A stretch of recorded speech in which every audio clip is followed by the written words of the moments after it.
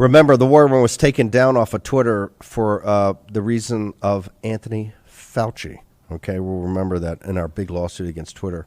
That's to come. There'll be an element. Walk us through. How did we get to this place with your reporting that Tony Fauci has been totally exposed and Francis Collins is now going back and going into retirement?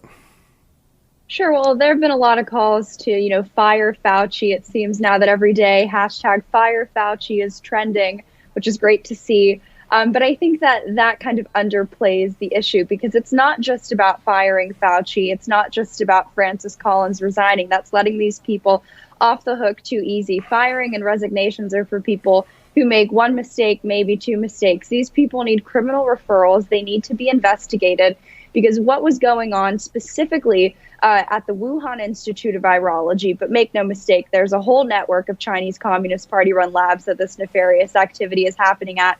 But it was calculated and it was totally approved, supported, and really funded by the likes of Francis Collins and Anthony Fauci. You can see it from top down, the culture at the National Institutes of Health, not only in the fact that these people, specifically Francis Collins and Anthony Fauci, were sending their deputies overseas to China to sign deals and memorandums of understanding with Chinese state-run scientific bodies to participate in the type of research that we now saw unfold at the Wuhan Institute of Virology.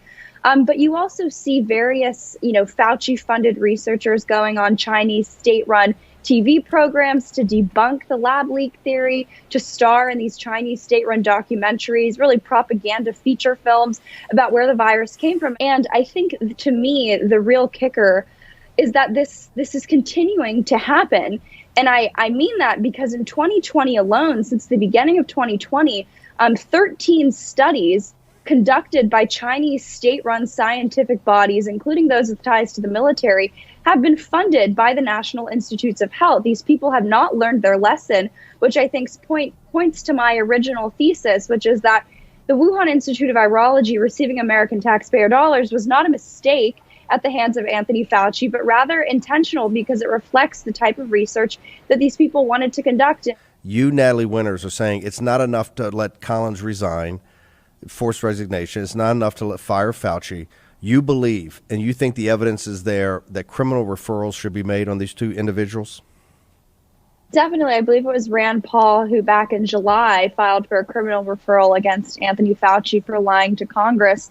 And I think that we should follow through with that. Not only, part of it is the repeated lying, right? And the just playing semantics with words and misleading and lying to the American people about the gain of function research going on. But I think more broadly, and frankly, I think this applies to a lot of the establishment elite types that we expose at the National Pulse and their very cozy ties with the Chinese Communist Party. But I think you're getting very close to a line, and I know this is a loaded word, but it is treason.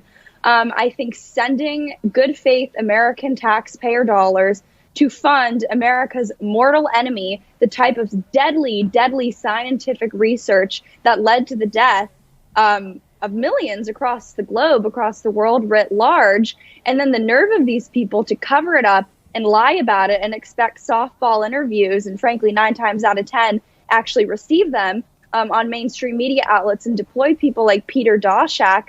I think that is treason. Yeah. I think if Anthony Fauci were a direct puppet of the Chinese Communist Party, his actions would be no different.